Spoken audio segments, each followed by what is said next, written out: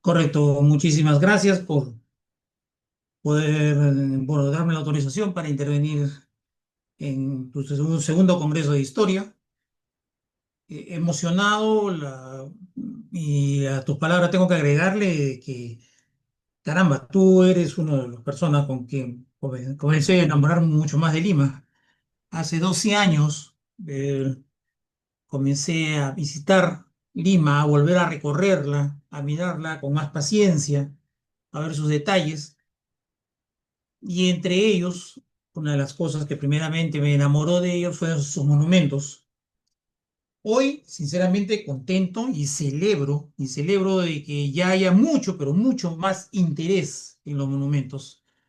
Hace 12 años, la verdad que muchos de ellos pasaban desapercibidos, muchos de ellos no se sabía quiénes eran los autores ni la historia de dichos monumentos. Es cierto de que el monumento es una representación, es una conmemoración a un hecho. Representa un momento de la historia, por así decirlo, en muchos casos. Pero también detrás de cada monumento hay una historia. No solamente es lo que conmemora, sino que hay una historia de cada monumento. Cómo se hizo, qué problemas hubieron, cómo se escogieron a los escultores o a los diseñadores, qué problemas hubo durante su diseño, su construcción. Y creo que este monumento, el monumento a Miguel Grau, lugar emblemático de Lima, como que reúne todo, es un resumen, es una concentración de todo. Hoy día me voy a dedicar única y exclusivamente a tocar un tema de este que para muchos será un extraño título, el diseño original del monumento. Porque podrían pensar, si lo ven al menos la foto, dirán, no, pero si ese es el monumento actual. Vamos a ver que hay un gran cambio. Como digo, solamente voy a tocar ese punto, no los problemas que hubieron originalmente para poder escoger al escultor, no los problemas que hubieron durante su ejecución, no, nada de eso, solamente el diseño. Es una parte de toda lo que es la vida de este monumento. Algunas palabras muy breves sobre cómo comienza toda la historia. Bueno, ustedes saben, comienza el 8 de octubre en el combate de Angamos y 20 días después solamente el gobierno da un decreto en donde, entre otras cosas, pide la construcción de un monumento. La construcción de un monumento en memoria de don Miguel Grau. Fíjese, 1879. Es importante retener la fecha, 1879. Aquí lo podemos ver. Y este artículo, el artículo 5, es determinante en el cambio del diseño. El artículo 5, como lo pueden leer muy claramente, dice, eríjase en un lugar más público de la capital de la República un monumento en cuya parte superior se colocará la estatua del contraalmirante Grau.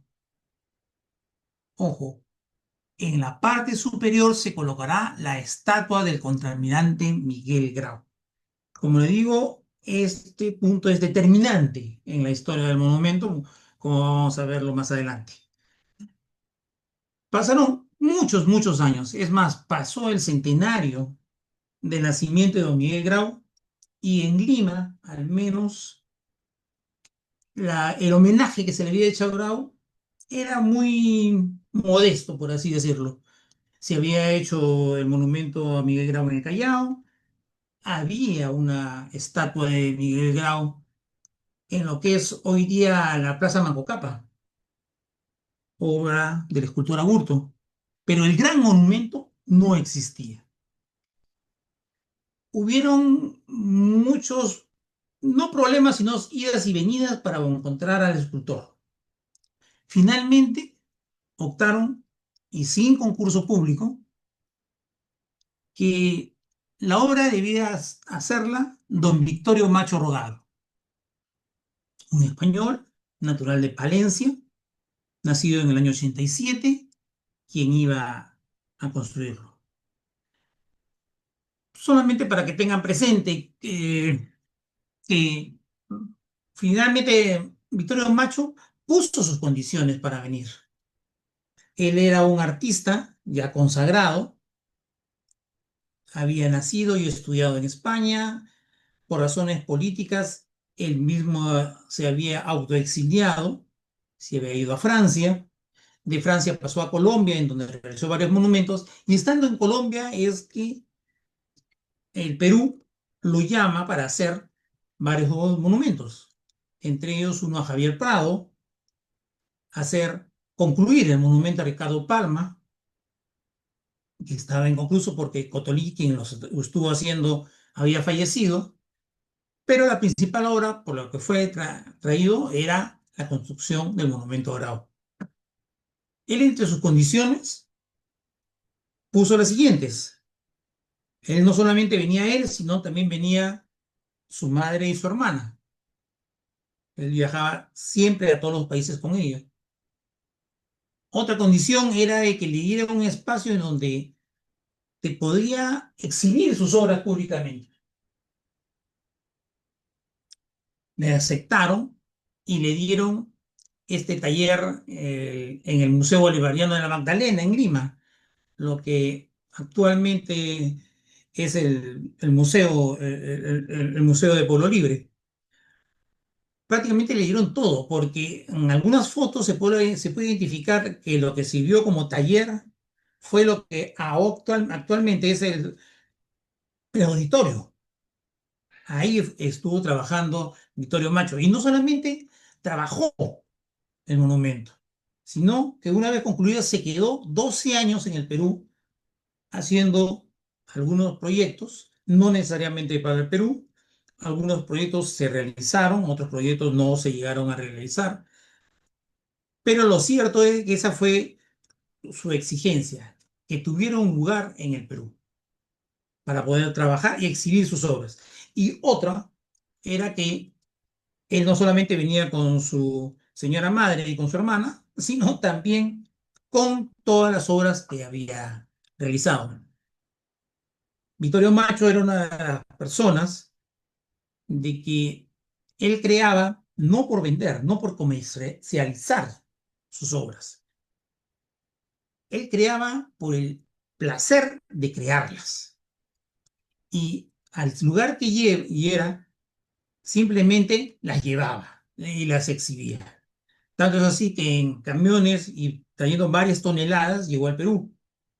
Y cuando se fue 12 años después, que regresó a su España, regresó a Toledo, se llevó no solamente las que había traído, sino todo lo que había producido también en el Perú. Es algo, no llamemos anecdótico, pero es una particularidad, por así decirlo, de él. Esta fotografía es del museo, es del taller. Creo que es inédita, creo que es la primera vez que se está mostrando, porque hace un poco más de un año tuve acceso, un feliz acceso, a documentación y fotografías que me han aclarado mucho sobre la etapa en donde Victorio Macho estuvo trabajando en el Perú. Eh, Hace unos 4 o 5 años tuve bastante comunicación con quien es el biógrafo de Victorio Macho, Benito Iglesias, que una de las cosas que me decía era de que le extrañaba la poca información que había en el Perú sobre la vida, sobre la estadía de Victorio Macho. Bueno, estos documentos, estas fotografías, comienzan a llenar un poco el espacio, comienzan a rellenar las partes de la historia que no las teníamos claras, de las que teníamos que saltar, o comienzan a aclarar algunas que no estaban en lo cierto, por así decirlo. no solamente esta foto, como le digo, tuve acceso, sino, por ejemplo, este documento, que creo que también es la primera vez que se exhibe y me da mucho gusto de hacerlo en este Congreso. Como verán, es un documento de 3 páginas del Ministerio de Fomento y Obras Públicas. Es el contrato original que hizo el Comité Ejecutivo para la elección del monumento con el escultor Vittorio Macho. En múltiples publicaciones que he leído, la verdad que me interesa bastante la historia de este monumento, siempre menciona que hubo un contrato firmado con Vittorio Macho y se tenía inclusive con fecha cierta, mas nunca encontré la descripción o la copia facsimile del contrato. ¿Y por qué es importante? Es importante porque da detalles que sinceramente no sabíamos sobre el contrato en sí. Como les dije, hace un año más o menos recibí toda esta documentación. La verdad es que no la he terminado de analizar punto por punto, pero consideré que, dado el Congreso, pues, es importante compartirla. Porque ¿de qué vale tenerlas siempre en el fondo del escritorio, todos estos documentos, si uno no los comparte? Es más, si acaso hay otros biógrafos de Vittorio Macho, magnífico, compartiremos información, capaz tengan otros documentos que uno no los tiene, y así escribir la historia verdadera, no cambiar la historia ha sido única, la historia se realizó, se hizo en el determinado momento y no hay por qué cambiarla. Pero no, a veces no tenemos todas las herramientas, a veces no tenemos todos los documentos. Bueno, ahora comenzamos a tenerlos de los documentos.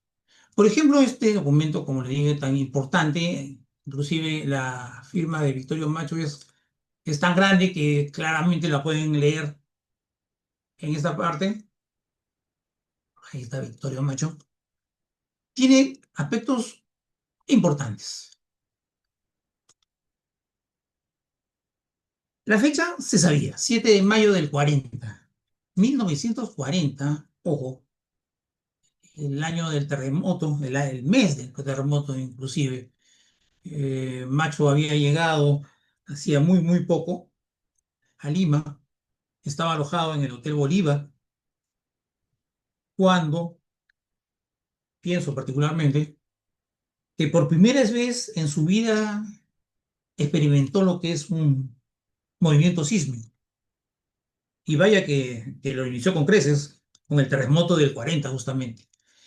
Ojo que después apoyó mucho la reconstrucción o la evaluación de daños del terremoto. He visto una foto en donde él está al pie del monumento a Grau del Callao, en donde el Grau que ahora vemos sobre esa columna está en el suelo. Bueno, pero no nos vayamos a otro tema. Ojo, tenía un plazo de 2 años para hacerlo. Esos 2 años significaba que en el 42, en 1942, debía de concluir el monumento. El monumento se concluyó e inauguró en octubre del 46, 6 años después. Y no es que estuviera hecho y abandonado, ni que, por ejemplo, como el monumento de San Martín, estuvo colocado y esperando su inauguración casi un año. No, aquí que fue casi contra el tiempo, días antes nomás izaron los conjuntos escultóricos. ¿Por qué pasó de 2 años a 6 años el contrato? Se tiene pistas. Ahora creo que vamos a tener un poco más claras. El costo fue original de 550.000 soles de oro de aquella época. La obra, y esto es importante, la obra es a todo costo, es decir, incluye la fundición de las piezas que él iba a crear y la construcción del monolito, así como su revestimiento. Si googleamos sobre el monumento, vamos a encontrar que una empresa, en ese caso fue Dramon Bell, hizo todo lo que es la obra del monumento en sí, la obra de concreto. Otra empresa como la marmolería de Pedro Pujol hizo el revestimiento. Disculpen.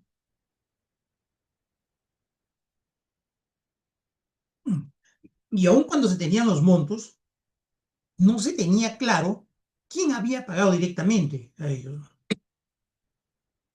Hoy, por el contrato, se sabe que fue Victorio Macho el que lo pagó.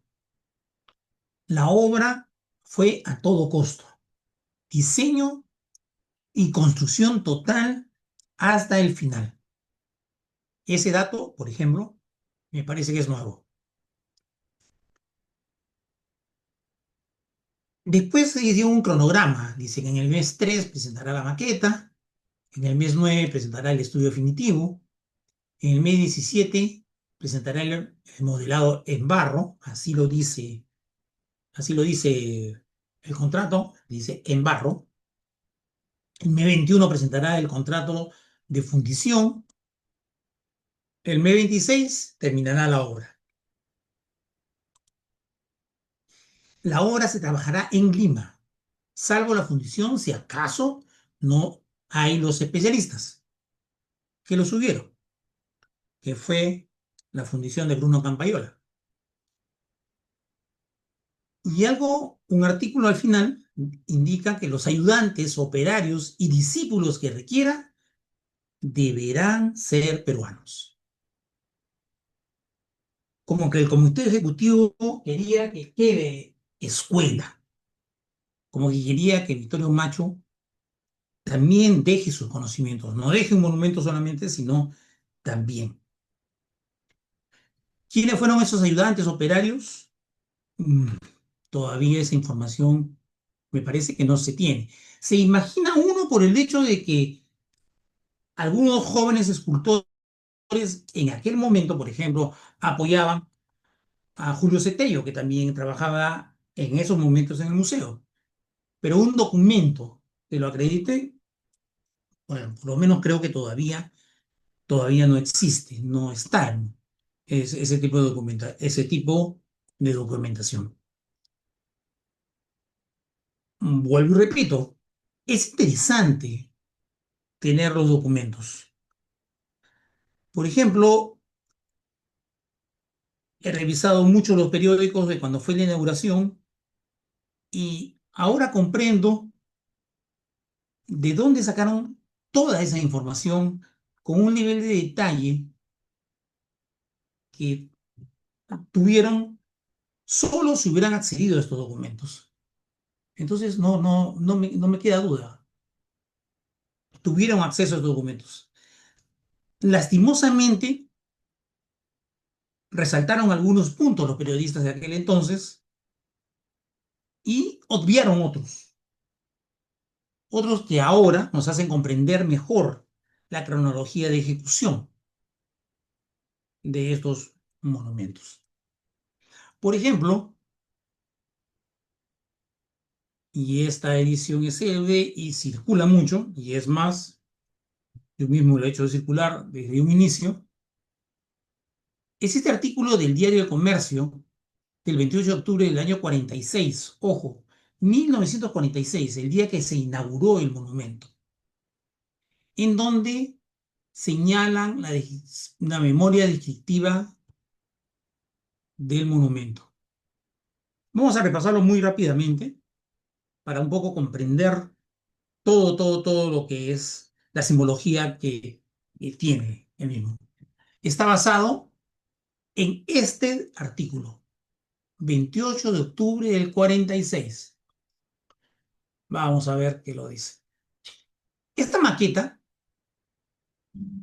que también se publica en octubre del 43, es la que aparentemente es- está en la descripción de la memoria descriptiva. Sobre los laterales, lo indica claramente. En los planos laterales del monumento, donde desarrolla una composición arquitectónica escalonada, ascienden agrupaciones de figuras de bronce en alto relieve que simbolizan los heroicos marinos del Huáscar, como iluminados por la gloria. Este es el homenaje que hacen a los marinos. Aquí podemos ver una foto en detalle. En la parte posterior del monumento indica, en la parte posterior o dorso del monumento y a modo de narración, irá un bajo relieve en bronce en donde se representa la batalla de Angamos, esta placa que está aquí. En la parte superior llevará una corona de bronce y debajo de ella constarán grabados en letras doradas los nombres de aquellos tripulantes que con el almirante Grau escribieron página tan inmortal. Ojo, esta placa que está en la parte inferior aparentemente no es original, ha sido agregada después. No encuentro todavía en qué momento se agrega. ¿Qué contiene la placa? Contiene la relación pormenorizada de todos los que estuvieron en el Huáscar en el momento de la tragedia,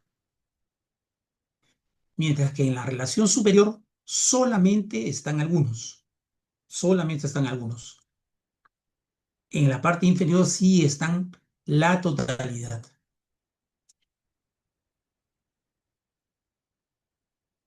Esta es el bajo relieve que hay en la parte posterior, en donde está el Huáscar. Hay mucha controversia y que de tanta controversia algún día me hizo dudar si realmente figuraba o no figuraba, o era hechura o no era hechura de Victorio Macho. Pero sí, Victorio Macho mismo lo hizo. Está en su contrato, está en su memoria descriptiva. ¿Por qué lo hizo de esa manera? ¿Por qué puso los navíos chilenos y el navío peruano de igual tamaño cuando no fue así? ¿Por qué puso el humo hacia la contra? Es decir, justo hacia la proa? Tampoco lo indica, pero sí, este diseño es original de Victorio Macho. En la parte superior dice en la cumbre del monumento y en bronce patinado con oro, que se hará reverberar la luz del sol, se desarrolla una gran composición alegórica y decorativa y poética. Es la glorificación del Huáscar. Aquí un tema que creo que de todas maneras deberíamos resaltar. Comienza diciendo en la cumbre del monumento y en bronce. El monumento es de bronce. Perdón, es de cobre. Entre la documentación que tuve acceso, es más, indica Bruno Campayola qué porcentajes hay. Dice 85% de cobre puro, 6,20% de estaño y 8,50% de zinc. Esa es la composición de que se comprometió Bruno Campayola a hacer de todas las piezas, todos los conjuntos escultóricos. Esta parte no se hizo de tal y cual figura en la memoria descriptiva, patinado con oro. No se hizo, ustedes lo pueden ver tal y cual fue inaugurado. Por ahí perdido debe haber un documento en donde indique cuál es el motivo del cambio. Esta es una foto de la parte superior, un detalle que lastimosamente por su altura no tenemos mucho acceso para poder verlo de manera directa. Esa es la dama que está acá en el centro, es una sirena. Dice, en ella se esbozarán mitológicas figuras de sirenas, tritones y delfines empujando la proa estilizada y fantástica de una nave sobre la que destaca la gloria, esplendorosa deidad con las alas desplegadas en ademán de volar. Los pliegues de su túnica vibran armoniosamente, conmovidos por el viento marino. La cabeza parece inspirada por una luz de sublimidad. Los brazos se tienden hacia lo alto como en un apoteosis. Una de las cosas que creo que podemos ver o simplemente ya deducirnos, darnos cuenta, es de que todos los grupos escultóricos armonizan, tienen el mismo estilo, por así decirlo, un estilo propio, un estilo propio del autor, de Victorio Macho. Y he dejado para el final justamente la parte frontal.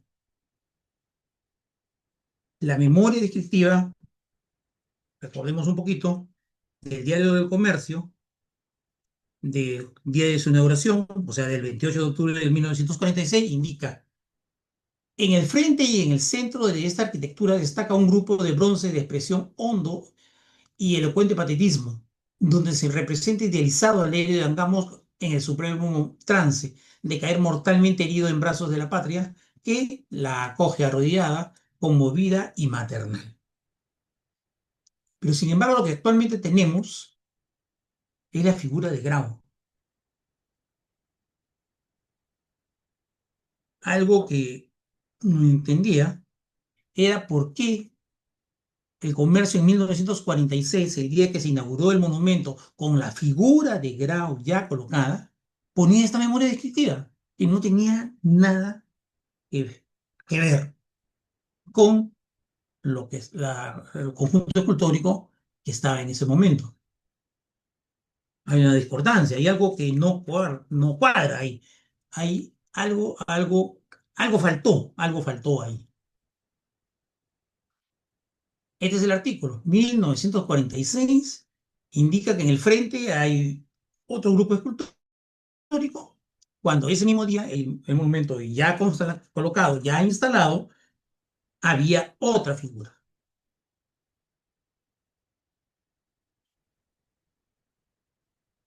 Al describir en la parte frontal no hace referencia al monumento inaugurado, sino al monumento original. Esta publicación se ha tenido, y por años, unos 10 años más o menos, como la oficial del monumento. Pero, sin embargo, no nos hemos percatado mucho de que, si bien es cierto, estaba la descripción casi total del monumento, la parte frontal no coincidía. Una teoría es que esta memoria descriptiva no fue hecha para la inauguración, que esta memoria descriptiva era del monumento original de 1940 y que en 1946 recién el comercio la publica. Es diferente, pero que esto coincide más con la maqueta presentada en el 1940 que con lo inaugurado en 1946. Definitivamente esa era una hipótesis de trabajo, pero ¿cómo saber la verdad? ¿Cómo llegar a la conclusión de que realmente esta es? Bueno, obteniendo la memoria original de 1940, que aquí se las presento, tipeada a máquina todavía,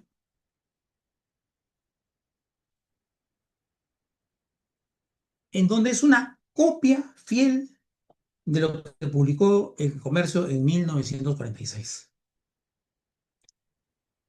Ahora sí cuadran las cosas, pues. Esta memoria descriptiva es la memoria no del monumento, es la memoria de la maqueta original. Es la memoria descriptiva de la maqueta original, más no del monumento. ¿Ven? Los documentos de primera línea nos aclaran varias cosas, eh, nos hacen alinearnos mucho mejor ya con la historia real del monumento. Pero así todo, seguía con la duda. Acuérdense esta maqueta que hace poco la presenté. La que está aquí no es el grabo actual, era otro grupo escultórico. Ojo, esto fue publicado en 1943, cuando ya había sido cambiado. Ya, no se, ya se tenía la firmeza de que no iba a ir el grupo escultórico sino don Miguel Grau. Pues sin embargo se seguía publicando esta, en donde, guardando las distancias, todavía pues era una maqueta, no teníamos claro qué cosa, cómo iba a ser esa figura. Durante años, los 10 o 12 años que viendo recorriendo Lima, fue mi obsesión, por así decirlo, en el muy buen sentido de la palabra, buscar esa imagen. Me he comunicado, he escrito con múltiples museos, por eso llegué a conocer al biógrafo de Vittorio Macho en España, y nadie tenía esta imagen que fue reemplazada. Después vamos a ver la historia por qué fue reemplazada, pero esta imagen original, la imagen del diseño original del monumento, que seguramente iba a estar acorde con el estilo de todos los grupos escultóricos, como era. La busqué, la busqué, la busqué, hasta que un día esta descripción donde decía: en el frente y en el centro de la arquitectura destaca un grupo en bronce de expresión de hondo y elocuente patetismo, donde se representa idealizado al héroe de Angamos en su supremo trance de caer mortalmente herido en brazos de la patria y que le acogen arrodillada y conmovida, ya tuvo forma en una foto. Conseguí esta foto, que hoy día las comparto con todos. Esta es la foto de la maqueta del diseño original del monumento. Está la patria arrodillada ahí, y está don Miguel Grau en el supremo trance de caer mortalmente herido en brazos de la patria, como indica la descripción. Esta foto ya le hace sentido a todo, le hace sentido a toda esa memoria descriptiva que publicó el Comercio en 1946, cuando no tenía nada que ver en el momento de la inauguración. Le hace sentido todo, le hace sentido que el estilo, aun cuando esta es una maqueta, iba a ser el mismo de las figuras que acompañan los otros grupos escultóricos. Si ahora ven el monumento, verán dos estilos totalmente diferentes. Todos los grupos escultóricos tienen un determinado estilo, menos el Miguel Grau, que es bastante realista, por así decirlo, y de otra manera, ¿no? No bien fue presentado y aprobada por la Comisión Ejecutiva del Monumento, inmediatamente saltaron los opositores, y saltaron en gran forma. Y capaz todos ellos encabezados por Luis Humberto Delgado, un piudano que sacó una carta abierta que fue distribuido en diarios, sobre todo en Sullana, de manera gratuita. Es un documento como de 40 páginas. Eh, Luis Humberto Delgado había pedido ir a visitar el taller, vio la maqueta. Según lo que relata en esta carta abierta, Macho le preguntó qué cosa le parecía y él dijo que prefería responderle por escrito, su opinión.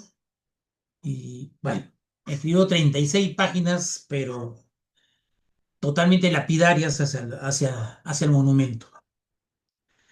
Algo así con lo que sucedió con el monumento a Francisco Bolognesi, el monumento de Querol, cuando Manuel González Prada hizo una muy profunda campaña contra ese Bolognesi, que terminó siendo cambiado y suplantado o siendo pues puesto otra estatua, pero ojo, de otro autor en dicho monumento.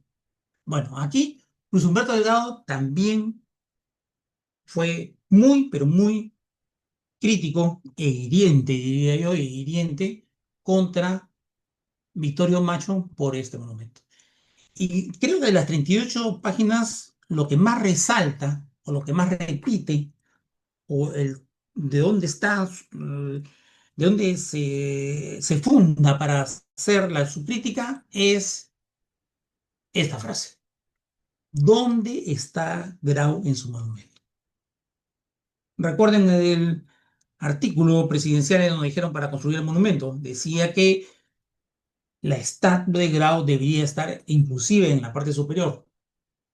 Bueno, Luis Humberto Delgado en esta frase creo que resume toda su carta. ¿Dónde está Grau en su monumento?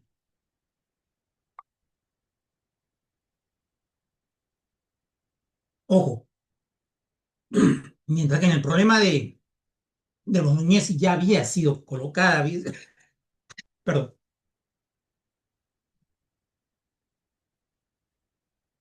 ya había sido inaugurada,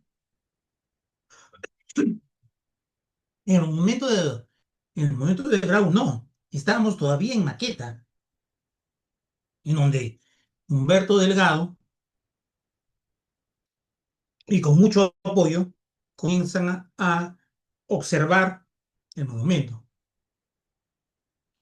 Interviene nada menos que el presidente, Manuel Prado, quien había iniciado una amistad también ya con Vittorio Macho. Y el presidente Prado le pide a Vittorio Macho que, imagino, por favor, cambie el grupo escultórico.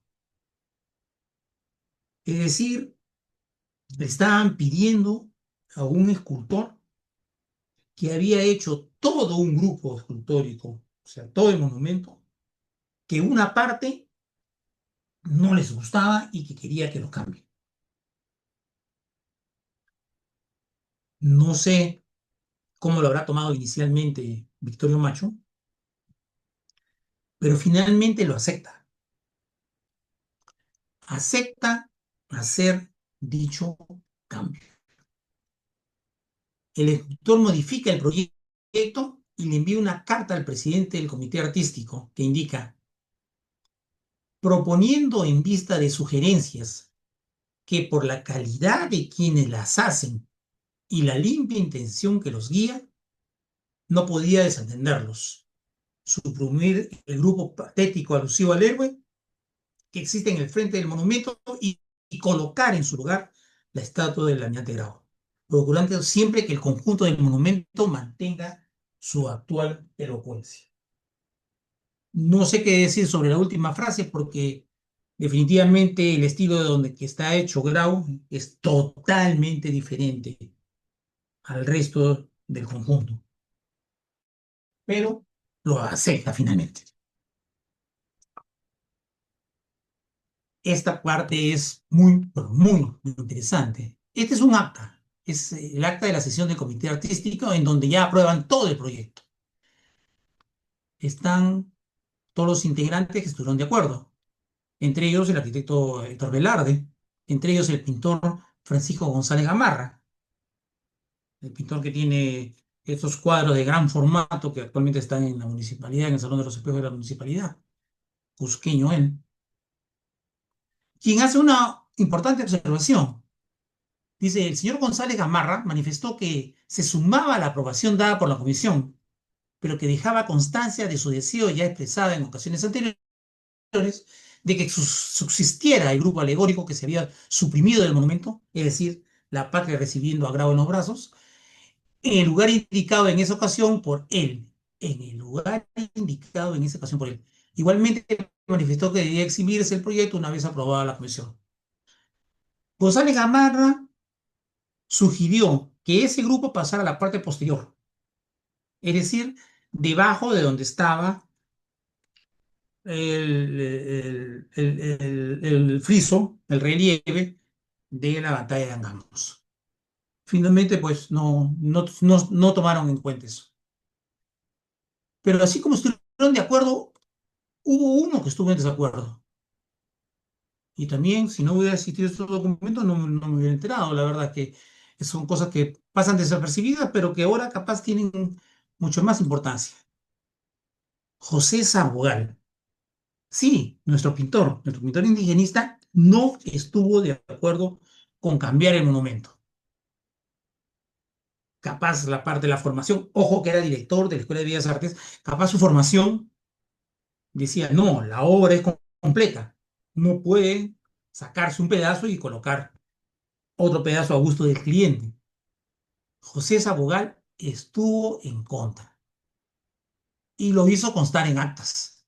El señor Sabogal manifestó que, de acuerdo con su primitiva opinión de que no se debía alterarse el proyecto aprobado, lógicamente no aceptaba las modificaciones que se hicieran en él, dejando así constancia de las razones por las cuales disentía de la opinión de los demás miembros de la comisión. Sabogal dijo finalmente no. Finalmente en el 41, se aprueba, en febrero del 41, se aprueba el proyecto ya cambiado ya la parte frontal. Esto lo someten a una sesión e igualmente ya firman todos diciendo que están de acuerdo y que podía comenzarse a hacer el monumento. Entonces aquí tenemos como una nueva línea de tiempo de todo lo que estos documentos nos han aclarado.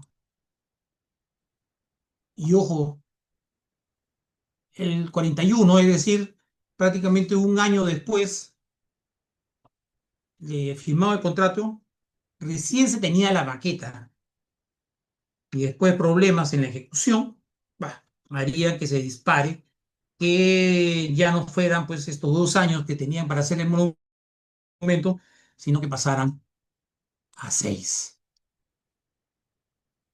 Finalmente, aun cuando ahí debía de terminar mi intervención, no puedo dejar de compartir este contrato en papel sello sexto. No sé, yo de muy joven todavía utilicé este papel sello sexto.